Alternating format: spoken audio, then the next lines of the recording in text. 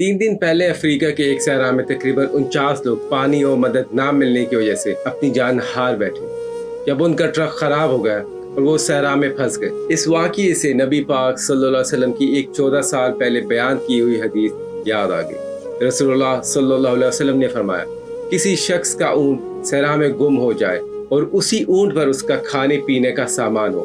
जब वो उसे ढूंढ कर मायूस हो गया हो और मौत का इंतजार करने लगा तो अचानक उसका ऊँट उसके सामने खड़ा हुआ था। इस हदीस को बयान करने का मकसद सिर्फ ये है कि जो खुशी ऊँट मिलने पर होगी उस शख्स को, उससे बढ़ के अल्लाह ताला अपने बंदे की तौबा से उस शख्स से भी ज्यादा खुश होता है जिसे मायूसी के बाद अपना ऊँट मिल जाए। आज 21वीं सदी में जब इंसान मरीख पे बस्तियां बसाने की बात करता है, मस्नूई जहानत हर सवाल का जवाब देती है, उसी दौर में 49 इंसान पानी की वजह से सहरा में मर जाते। इसीलिए मेरे भाइयों, अल्लाह ताला की नेमतों का शुक्र अदा करें और हम जिस गुनाह में भी मुब्तला हैं उससे तौबा करें और अल्लाह की तरफ लौट आए,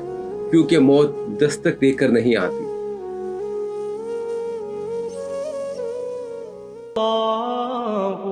अल्लाह